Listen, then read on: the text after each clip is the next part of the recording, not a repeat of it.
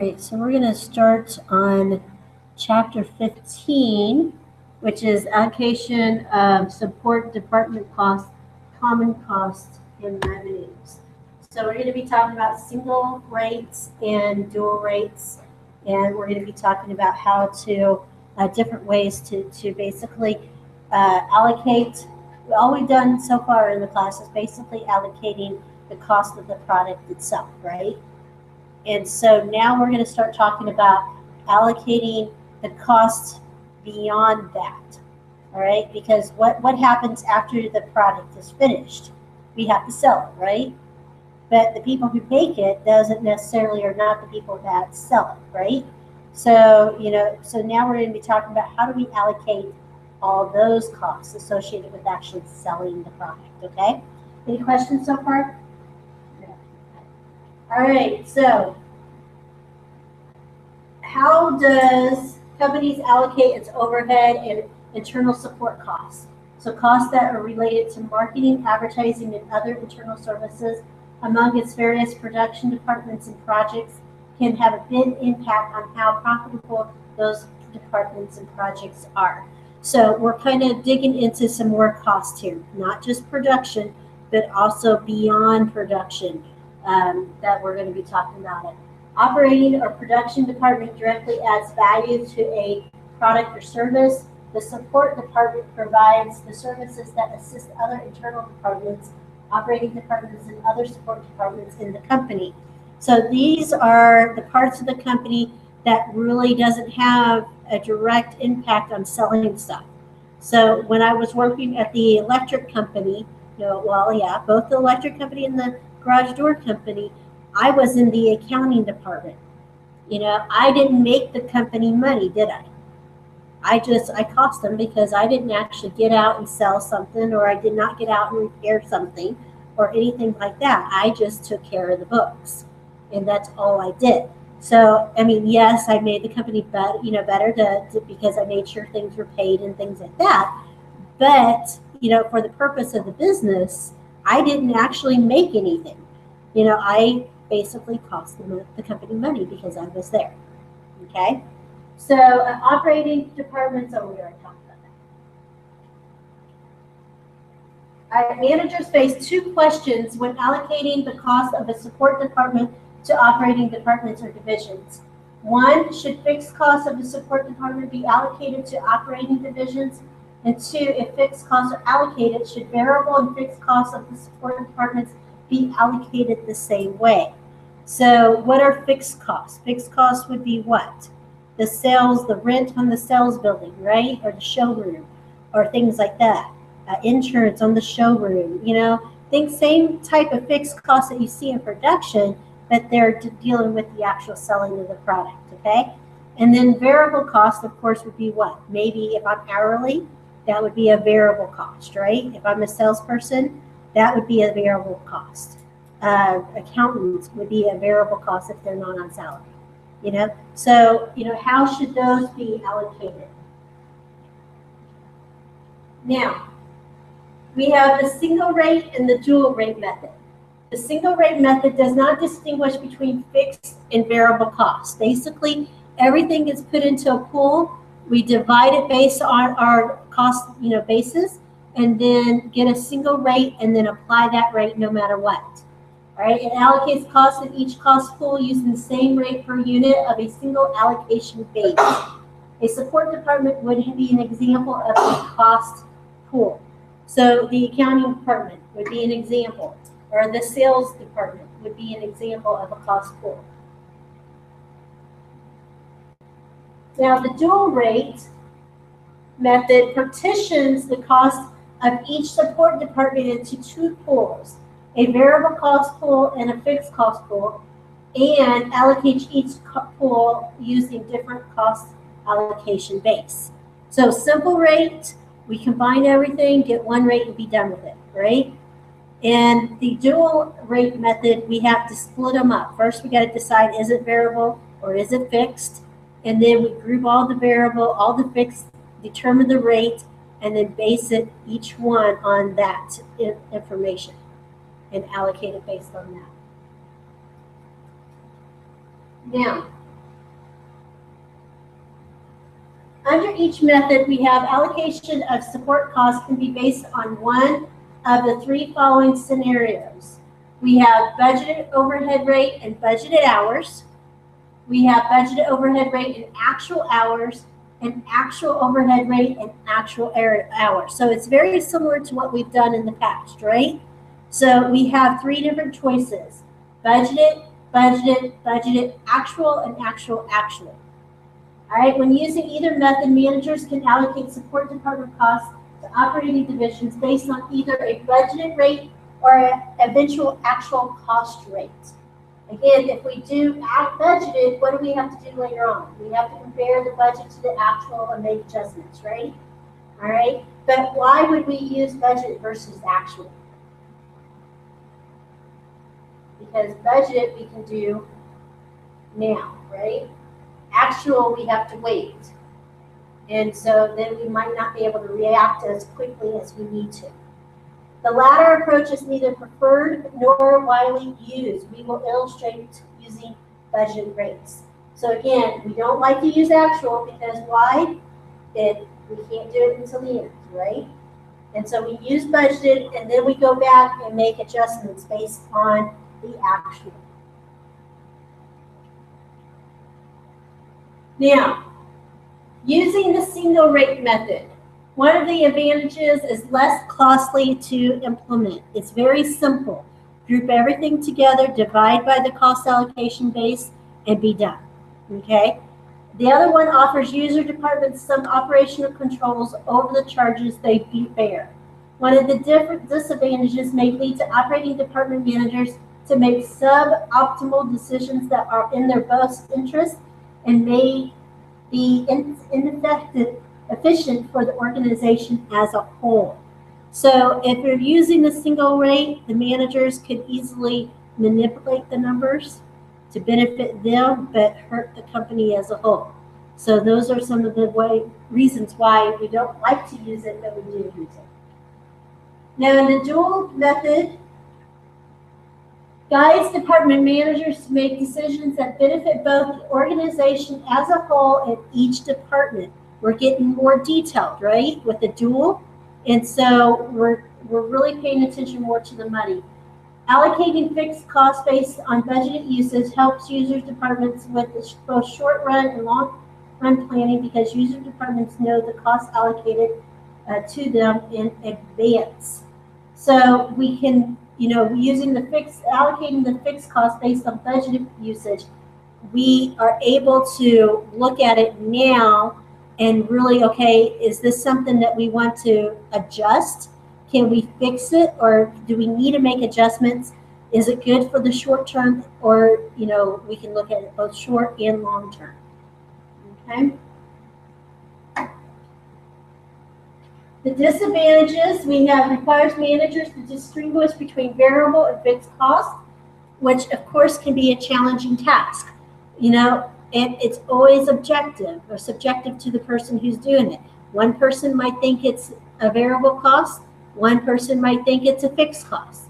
So it's really up to the person who's doing it, and that could cause, a big argument between people, right? We don't like arguments. Do you guys like arguments? I don't like arguments. All right. Disadvantage number 2 does not indicate to operating managers the cost of fixed support department resources used because fixed costs are allocated to operating departments based on budgeted rather than actual. So, we talked about budgeted being the here and now that we can, look at our costs now, but disadvantage is not the actual cost, right? And so what happens if my actual costs are higher than my budgeted? Then I've got some issues, right? All right, disadvantage number 3, allocating fixed costs on a basis of budgeted long-run usage may tempt some managers to underestimate their plan usage. So underestimating means what? Less costs. And less cost means what? Higher profits. And if the manager gets their bonuses based on profits, then, that could lead the manager to lower their estimates. Okay.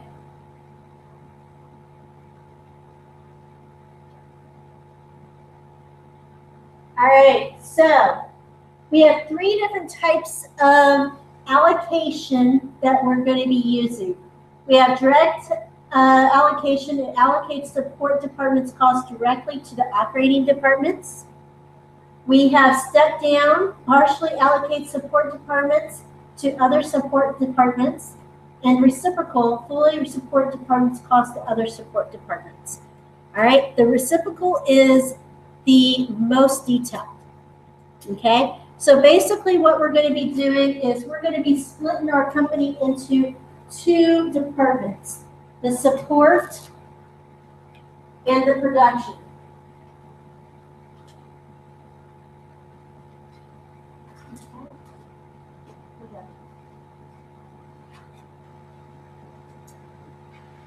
Okay, so if we have Department A and Department B,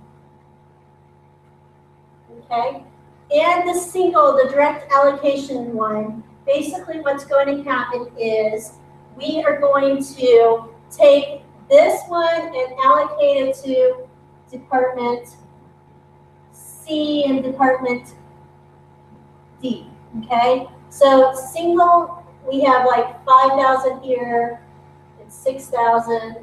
And so all of this will go to these two, okay? And direct, that means that we don't even care if there is a relationship between A and B, okay? There's no relationship in the direct between A and B. Now, in the step down, so this is direct. So in the step down, there is a relationship between A and B, C and D, or A and C, and A and D. Okay? In a step down, there's going to be a relationship. We're going to allocate some of the cost to Department B, which is the other support department. We're going to allocate some of it to Department C and Department D. And then we're going to take B and allocate it to C and D. Okay? And you guys will understand this more when we actually get some numbers in. Okay? Now, the reciprocal, this one is the more detailed. Okay? Because it recognizes not only the relationship between Department A and B, Department A and C, and Department D and A and D, then it will recognize the relationship between B and A, B and C, and B and D. And then you go back to A and reallocate. So it goes back and forth, back and forth, back and forth, until you get rid of all the costs of A and B. Okay? So it's going to go here, here, here, and then here, here, here, and then here, here, here, and then here, here, here. So we go back and forth until we have allocated all A and B. So first one's A, the second one A. So the first one A goes to B, C, and D, right? Yeah. So yeah, and then it recognizes the relationship from B to A. So you'll have no money in this line here in Department A. But the money will be allocated back to Department A, and then to C and D, and then you do it again. You allocate A to B, C, and D, and then B to A, C, and D. So you do. So, because every time you allocate, the number gets smaller. Right, but it would seem like you can never get It does. below because it seems like it's still going forward. So basically, the first and second one, and the third and fourth are basically the same as the first. The third, fourth, basically the first two, right? But it's lower numbers. Because remember, what are you doing? You're allocating. Say this is 5,000. You allocated 1,000 to B, and then 2 and 2. And so then you say this is 6,000, now it's 7,000, you allocated some back to A, and so every step, the money in A and B is getting lower and lower until it's all been allocated. At the end, there's some rounding. You're not going to get 0.0005, okay? But it just basically goes back and forth until all the money has been allocated. Okay? And everything's allocated to C. Yeah. Eventually, in all three of these methods, all the money is going to get into C and D. It just depends on how it gets there. So in the direct method, nothing happens to B. Well, no, in direct method, it just goes straight to C and D. There is no relationship between A and B whatsoever. Okay, so the top one, the B goes to C and D too. Yeah. Okay. Okay. So in the direct, basically there's no relationship. They say there's no relationship between the two service departments or how many service departments you have. Okay. There's absolute support. There's absolutely no relationship. In the step down method, there is one step, one relationship between the A and B, So and then everybody. the step down, you go from A to B, and then to the others. B But to then C. you come down to B, and everything that A went into first, B allocates the rest Yeah. to C. Exactly, based on its percentages. Well, then reciprocal, there's a relationship going both ways. Here, there's one-way relationship. Think of it as a one-way street. We're only going this way. And reciprocal, think of it as a two-way street. We're going from A to B and then back to A, then back to B and back to A. Okay? And you'll see that when we see the numbers, I think you'll understand the thing. Okay? All right, any questions on that so far? I'm going to rip these shirts like all to pieces. All right, direct mail, as I said, allocate support costs only to the operating departments. So instead of my word production, think of operating. Direct method does not allocate support department costs to other support department. So in direct, there is no relationship between the support departments whatsoever. Now, here's some numbers. Now, these are located in your book, so if you want to follow along in your book so you know where they're at, when you're doing your homework on these assignments, follow the examples, okay? Follow the examples because those things will help you do this assignment. All right, so what it says here is we have support departments, engineering and production control, and materials management. We have the operating departments of machinery and assembly. Okay? So now we have $300,000 in engineering, $264,000 in management control. So how do I allocate these? Now, based on the information that was given here, if you turn to, what page is it? 604. 604. All right. So basically I have to get rid first. And it says that the percentage that's allocated to engineering or production is 5 fifths, 7ths, and 2 7ths. Okay, and they're given that information. You're always given the information on how it's broken up. So basically what I do is I take this $300,000 and I multiply it by 5 over 7. So let's look at that so you guys see the calculations. We have 300,000 times 5 divided by 7. I get $214.35, rounded up to $214,286. Okay. So I took this 300,000 times 5 over 7. I get 214,286. Then I take the 300,000 to multiply it by 2 7ths for the assembly department, and that's 8,514. So now in the engineering department, I have no money. It's all been allocated. Okay? Now, in the allocation of the materials management, it says that the machining gets 2/9 of it, and the assembly gets 7/9 of it. Okay? So I'm going to take that 264, multiply it by 2/9. That gives me the 58,667. Then I take this 264 times 7/9.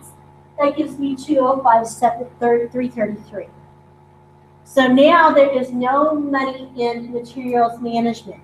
All the money is in machining and assembly. So now the budgeted amount in machining is 601,953, and the assembly is 518,047. Okay?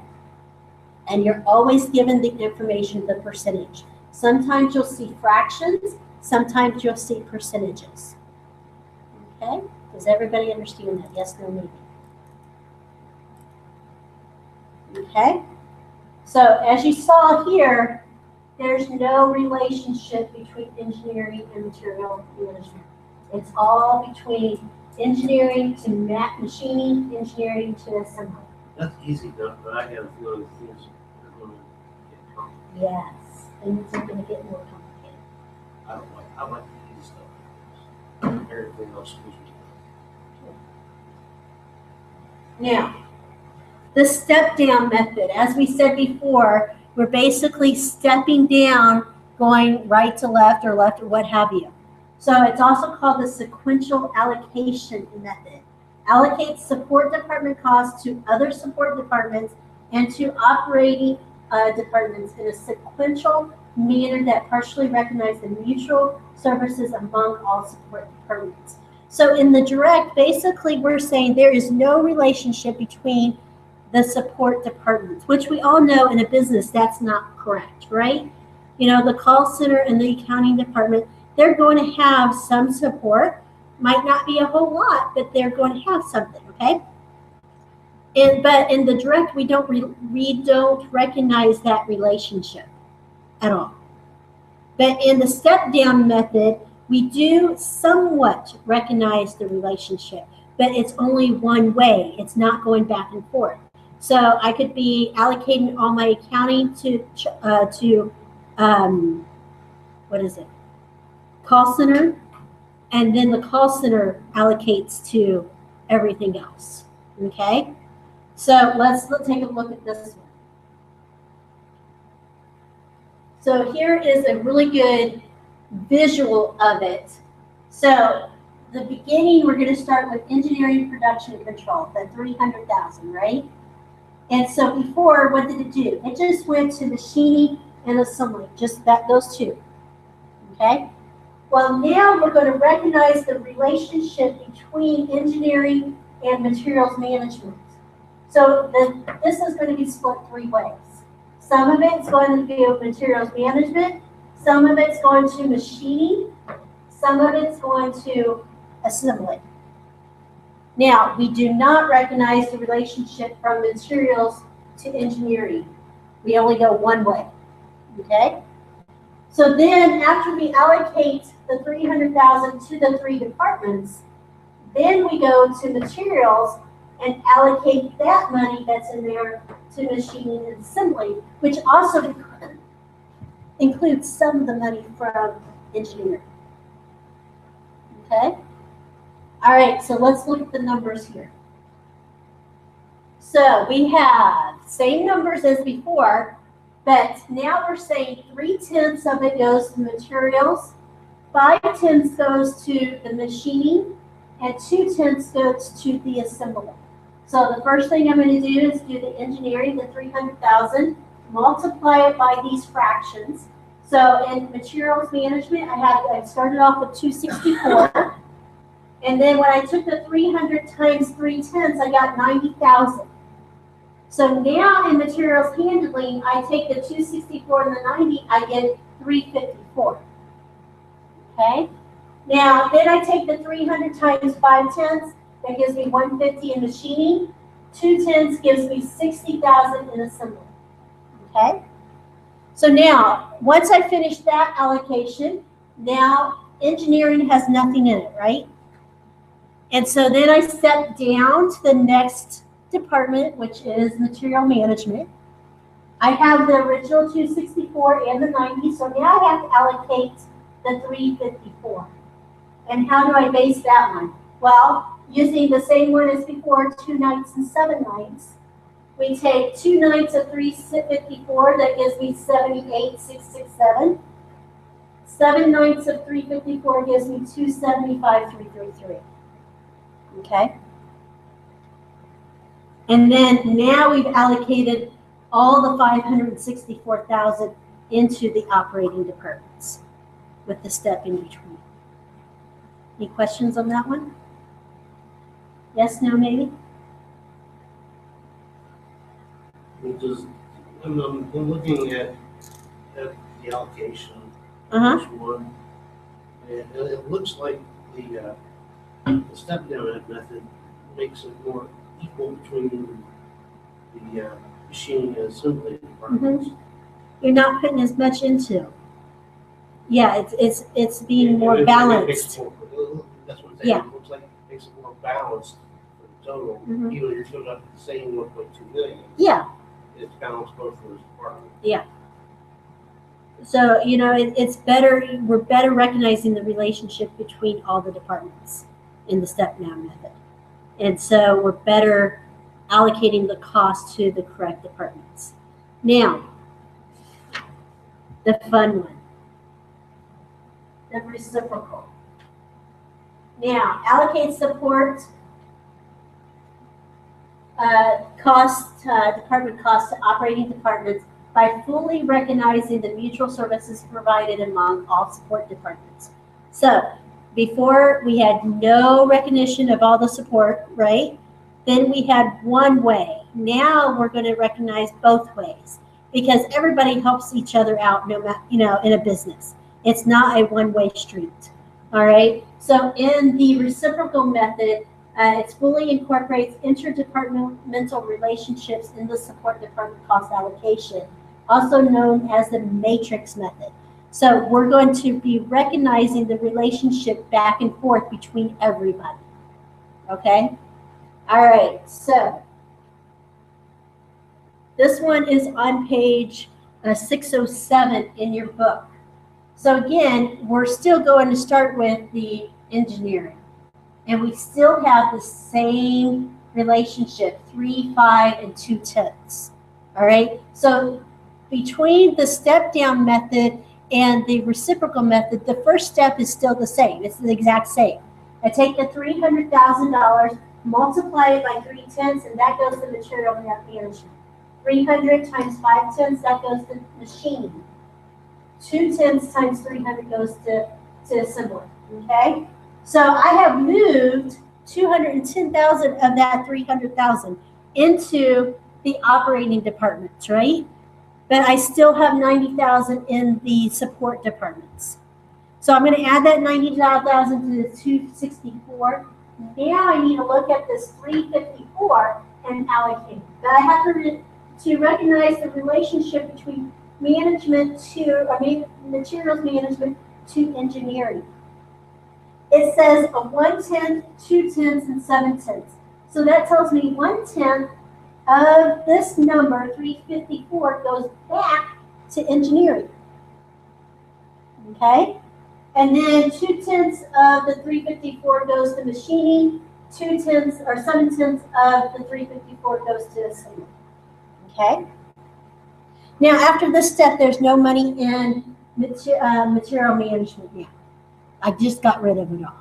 Now there's only money in engineering, machining, and assembly. So then we do the same allocation again as we did before.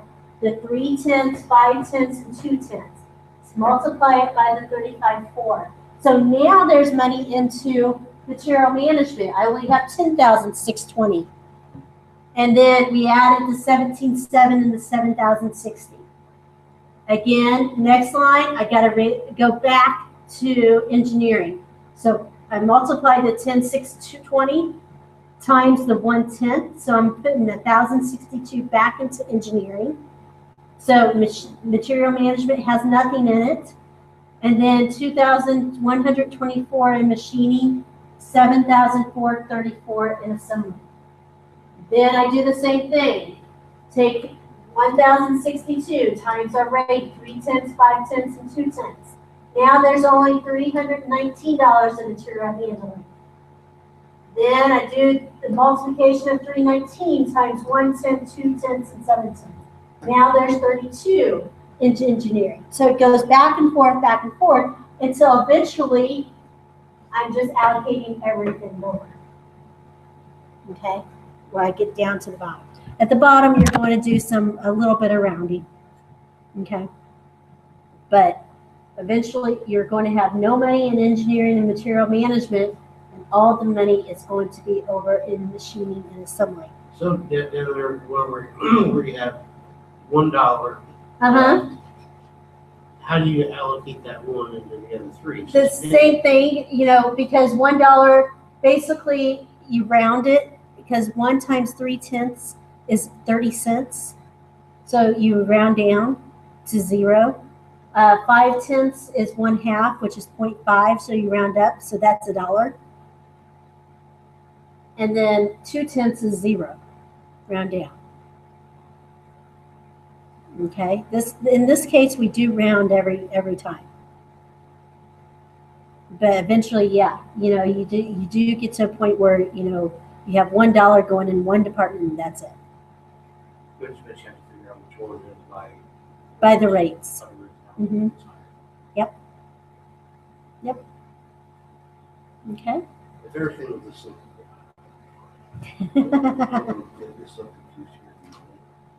This is it. This is really it. But it's going to get harder. No. It's going to get more complicated. No. All right. So the reciprocal method can can also be implemented by formulating the solving linear equation. This requires 3 steps. Express support department cost and reciprocal relationship in the form of linear equations. Solve the set of linear equations to obtain the complete reciprocated cost to each support department.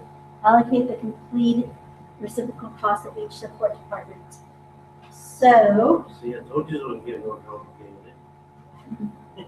I wouldn't worry about those. I would do exactly these, do an Excel spreadsheet and do it this way.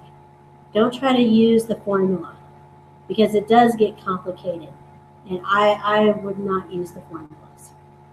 In fact, I'm not even going to show you all that because I think that's just getting to a point where it's a little too much.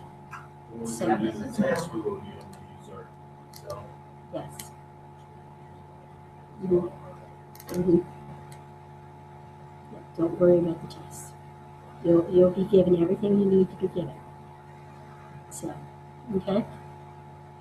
All right, so differences among the 3 methods allocation increase as the magnitude of the reciprocal allocation increases and as the differences across operating department usage in each support department increases. The reciprocal method is conceptually the most precise because it considers the mutual services provided among all support departments. As you got, the difference between them got bigger and bigger. The step down, the direct was just one relationship, and there was no relationship in between anybody. Then we got a little bit closer when we recognized the step down with one relationship.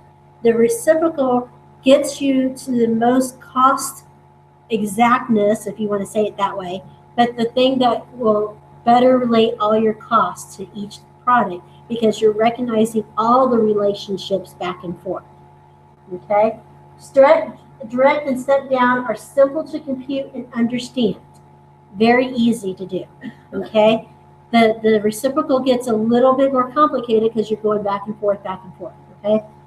Direct method is widely used, but is computing power to perform repeated iteration increases. More companies find the reciprocal method easier to implement.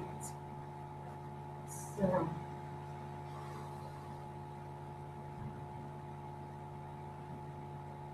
Now, what are common costs? Common costs are a cost of operating a facility, activity, or or like cost object that is shared by 2 or more users. Okay? Common costs arise because each user obtains a lower cost by sharing than a separate cost that would result if each user operated independently. The goal is to allocate common costs to each user in a reasonable way. So, what are some examples of common costs that you guys can think of in a building?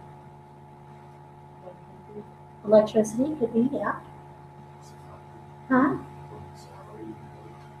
Well, it depends. I mean, a common cost could be, for like a salary report, it could be like a secretary, that would bounce between departments, because 2 people are more expensive than 1, right?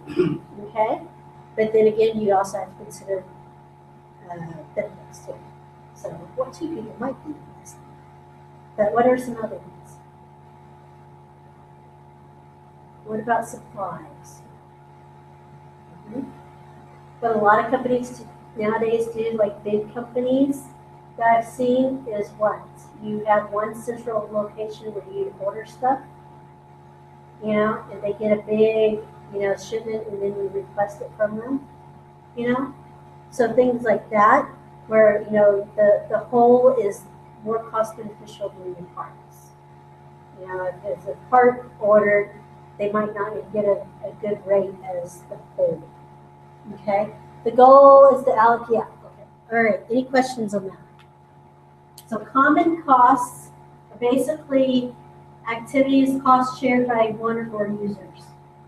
Standalone costs, cost allocation method determines the weights for cost allocation by considering each user of the cost object as a separate entity to determine the cost allocation weights.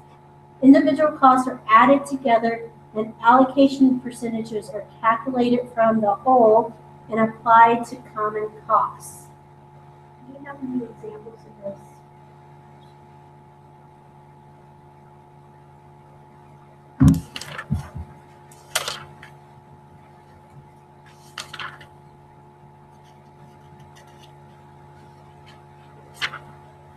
All right, so if you look in the book here, just make sure there's, yeah, okay. So look in your book.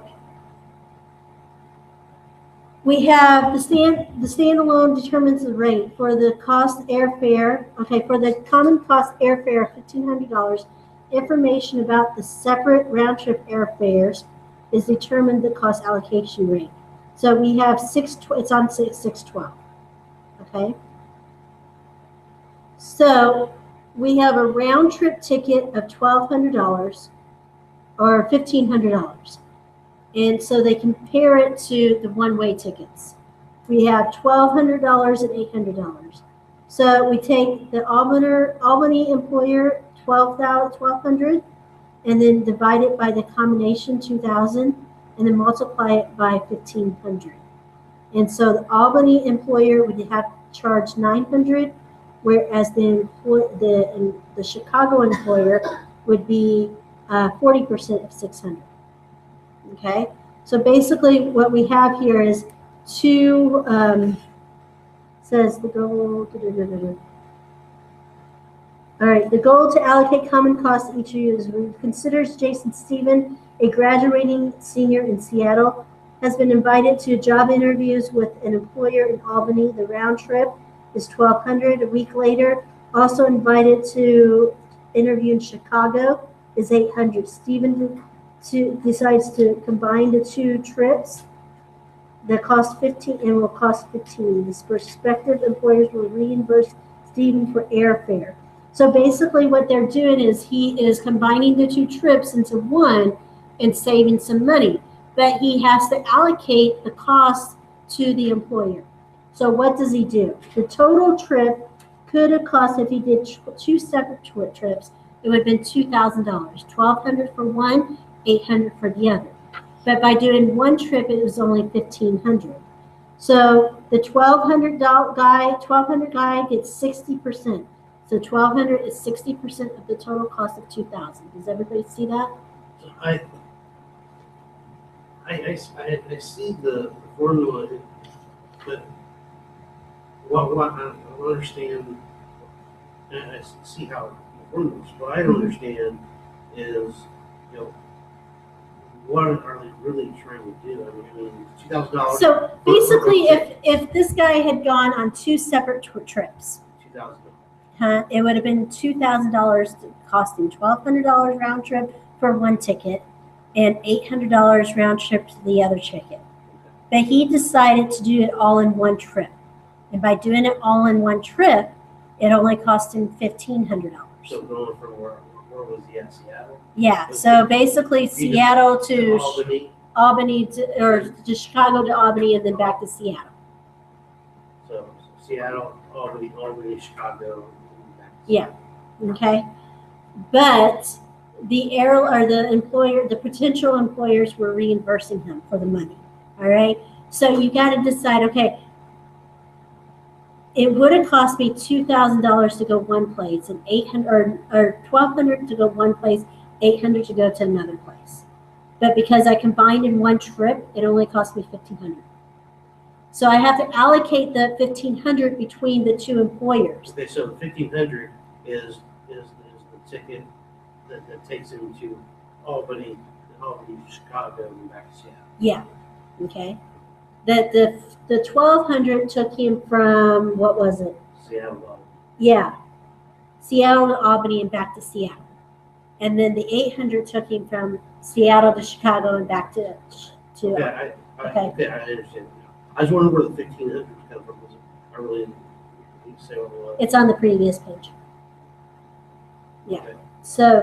So basically he doesn't want to, overcharge one guy and undercharge another guy. So basically what he's doing is a percentage of the total cost is allocated to what he actually did. Okay? Does everybody understand that? So that's basically what it is. You're combining costs, to get a reduced rate. Instead of 2 trips, he made 1 trip. 2 trips would have cost him $2,000. 1 trip only cost him $1,500. Okay? All right.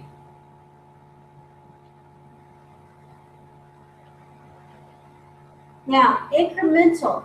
So those are standalone. So standalone, basically, we take the 2 and then, we allocate the 2 based on their percentage of total. Okay? Now, then we have the incremental. Incremental cost allocation method ranks the individual users of a cost object in the order of the user most responsible for the common cost, and then uses this ranking to allocate the cost among the other users. So basically, the first person gets the most most cost, then the next, and next, okay? The first ranked user is primary user and is allocated cost up to the cost as a standalone user.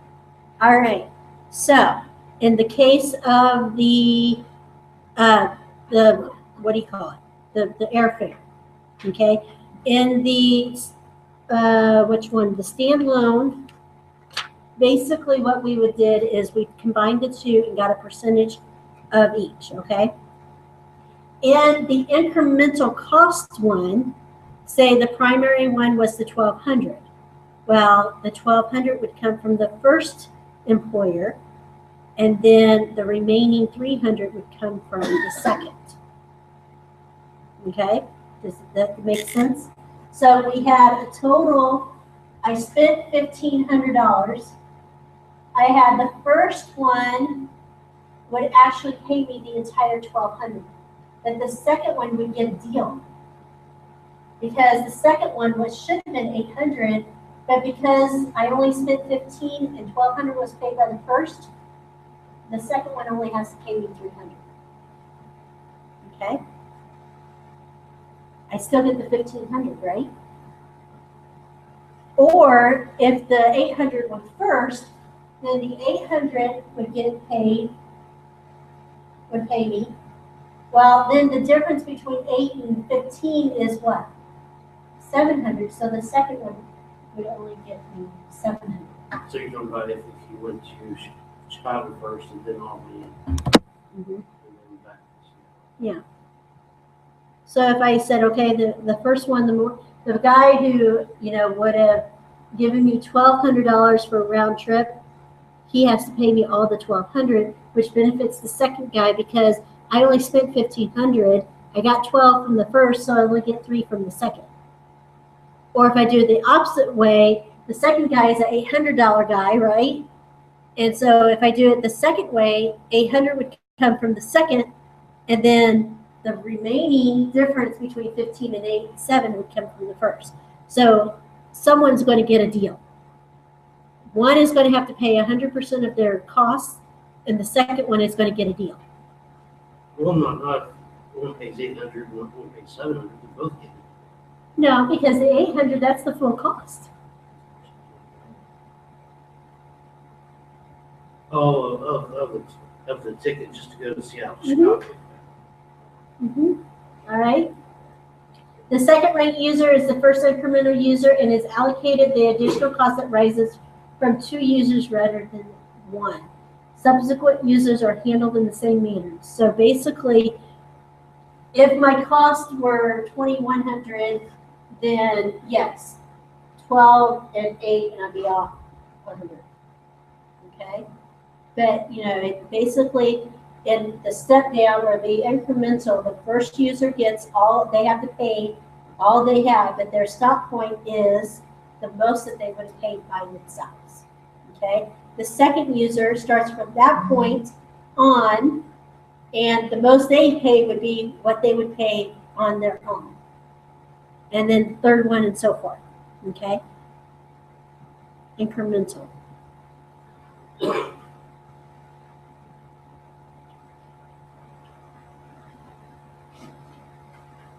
Cost allocations and contract disputes. The U.S. government reimburses most contractors in either of 2 main ways.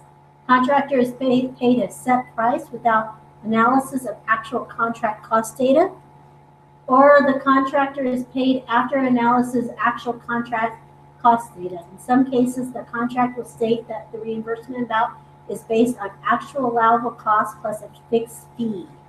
So basically, you either have a contract, this is the contract, if you go over, who cares? Which is kind of bad for the contractor, right? If they go over. Or they get paid, they have a fixed fee, and then their allowable cost beyond the fixed fee. Okay?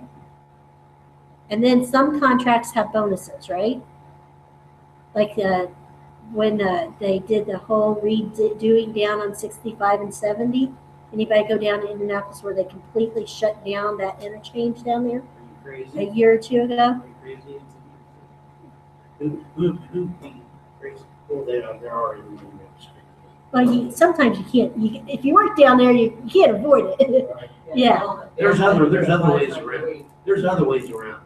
Yeah. Especially if you're working down there, you know how to get around. Oh, yeah. Other ways around it. Why would you do that? But they had completely shut down that whole section because they were basically lowering the road. That was neat. Did you guys ever see the videos that they posted where the trucks were hitting the overpass? And how it was ripping off the tops of them? Because their GPS told them to go that way. Yeah. And of course, they don't pay attention to the little signs that says this is 15 feet tall. Until their car was carrying. Yeah. Yeah. So I think actually there was a bonus involved in that contract. That the company actually got a bonus because they got it done faster than what the time allowed it was. A lot of them have, they give you like so many days, and for every day you get it done before that Mhm. day you get X amount of dollars. Yeah. So their contract probably was a fixed rate, and then the cost, and then the bonus to get it done. Yes. I need to go with Okay, that's fine. So, all right.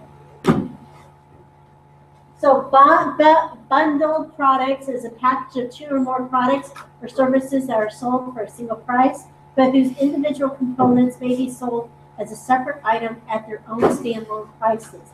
So this is a case, yes. The rest of I was looking through the standalone Uh-huh. and the incremental with the other stuff. Mm-hmm. Is that basically the same thing we just went over? Mm-hmm. You know, Yeah. and the homework's going to be Is very simple. the homework is based off the first part of what we did today. The first part. Yeah. Not- Mhm. not- Just Yeah. this part. Yeah, I believe so, yes. So bundled products. So one of the big things like on Amazon nowadays is bundling. It's not as big as it used to be, but it was pretty big. And so what is that? That is basically taking a group of products and grouping them together. So one of the popular ones was for party supplies. So they would group together napkins, plates, and cups and make a bundle, even though when they go to the store to buy it, it's all separate, right? All right. But they would go, people on Amazon, the sellers would go and make a bundle, say, I have this plate, this cup, and these napkins. I'm grouping them together and I'm going to sell them for a price, which could be higher or lower than the price you would have to pay for each individual item. Okay? So bundling is basically grouping things together, possibly doing at a lower price. Allocation issues can arise when revenues for multiple products are bundled together and sold at a single product price. Methods for revenue allocation parallel those described in common cost allocations. So basically, maybe if I have two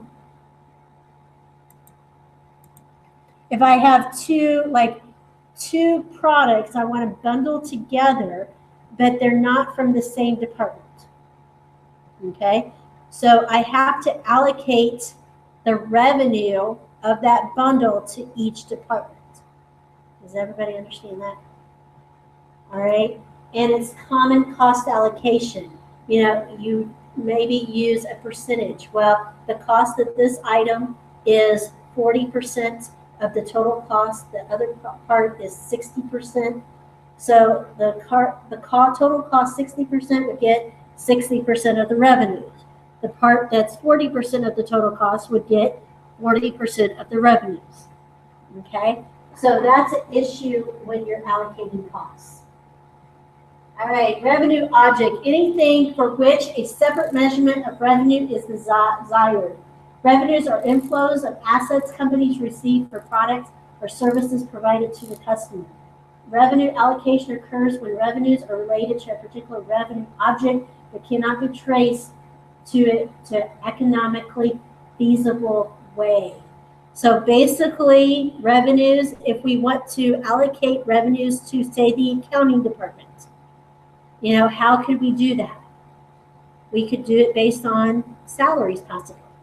Okay, so if I take the full company and say I have $1 million in salaries, and 20% of that $1 million is the accounting department, so maybe I allocate 20% of revenues to the accounting department, because I can't really say, okay, the revenues from this person was generated, this person generated this much revenues, because that'd be very hard, right?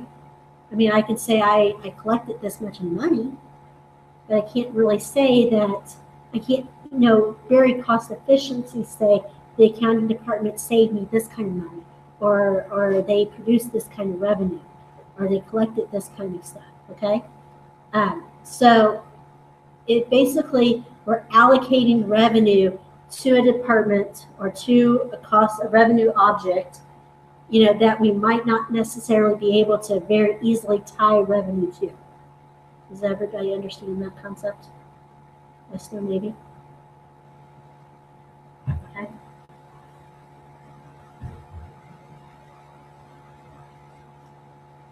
All right, so 2 methods to allocate revenues to bundled products, standalone.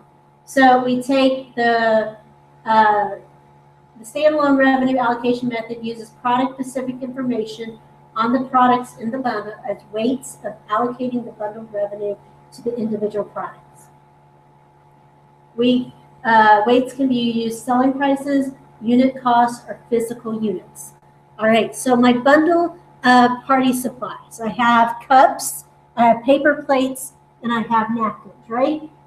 So I could say if it's selling prices, maybe the cups would sell for $1, the plates would sell for $3, napkins would sell for $1.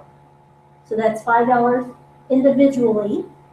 So 3/5 of the revenue for my bundle would go to plates, 1/5 would go to napkins, 1/5 would go to cups. Does everybody understand that? Okay. Unit cost, okay? My cups cost me 50 cents, my napkins cost me 50 cents, and my plates cost me $1. So total cost $2, right? So 25%, 25, and 50% overall. Or physical units. I have 3 units. I've got cups, plates, and napkins, right? So 1/3 would go, revenues would go to the cups, 1/3 would go to the napkins, 1/3 would go to the plates. Okay? So you could do it either way. You could do it by number of units in the bundle, the unit costs, or selling prices, individual, if I sold them separate. Okay? Questions on that?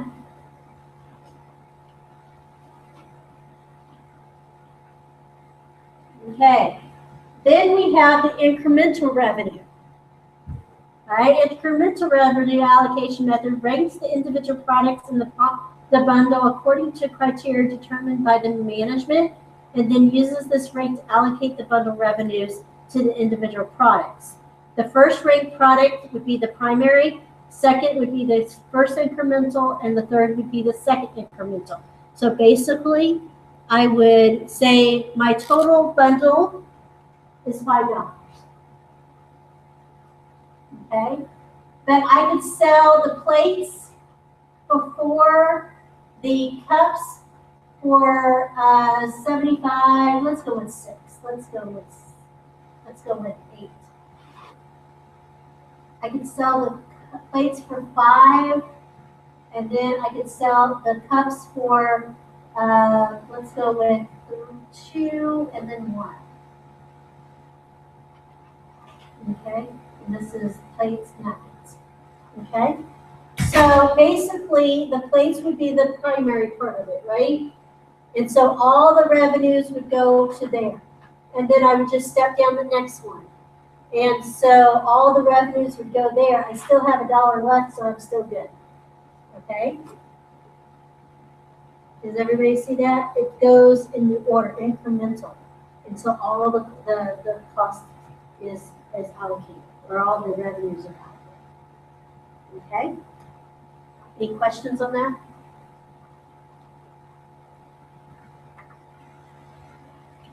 All right. So that wraps up this one. Let's take a look at the homework assignment for this chapter.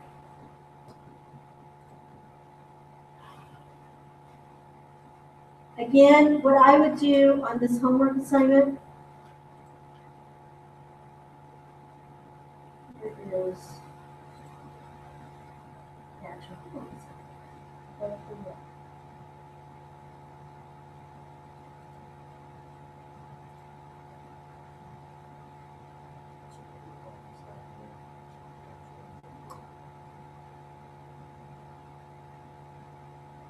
So, basically what you have here is you have company XYZ has 2 service departments, maintenance personnel, and 2 producing departments of printing and developing.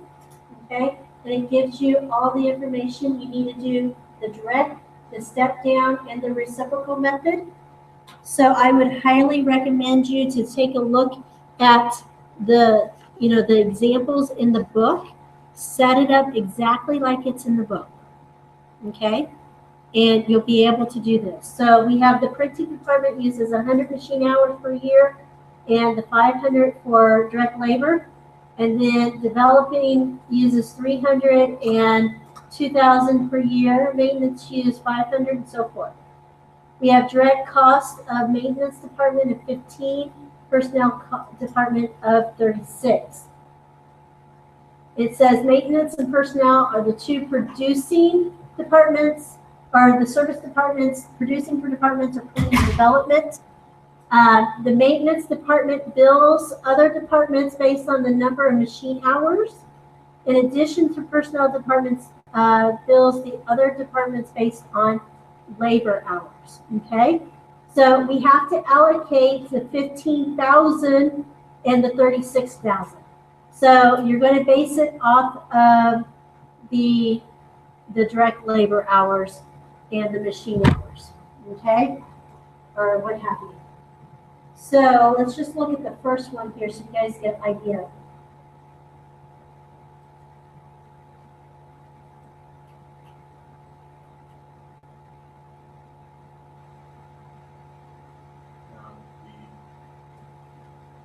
Do you have a template already for us? I will get a template out here for you guys. Okay. So, what did it say for, it said printing uses machine hours. The maintenance department bills other on machine hours. All right, so let's look at the machine hours. So the machine hours, so in the direct method, we are just going from maintenance to printing and developing, right? And then we go to personnel, printing, and developing. So when you're determining your machine hours, so you're only going to use the printing and developing, which is 1,000 and 3,000. All right? 1,000 is what percentage of 4,000? 1,000 plus 3,000 is 4,000, right? And so what is 1,000, the percentage of 4,000? It is 25%. So that means 25% of 15,000 is going to printing, 75% of 15,000 is going to developing. Okay? Now, the information provided to us said that personnel bills based on number of direct labor hours. So in our chart, what do we care about? We only care about that 502,000. All right, remember, direct method, there's no relationship between maintenance and personnel. So 500 plus 2,000 is 2,500. 500 is what? 20% of printing gets 20%, and developing gets 80%. Does everybody understand how I did that? Then you take the 20 times 36, the 80 times 36, and that's how I allocate those two costs.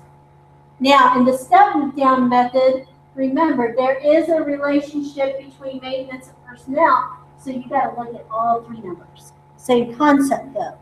Find out what the percentage is, and then allocate that percentage. Okay? Any questions on that? Yes, no, maybe? All right. And then again, the other parts of it, you've got multiple choice. And so you're doing the same thing again, same concept. Don't worry about these questions down here. Yeah. No. Don't worry about those questions. I mean, you guys can figure it out, but it's, yeah. Okay. Just worry about the percentages. Okay, any questions? Yes, no, maybe?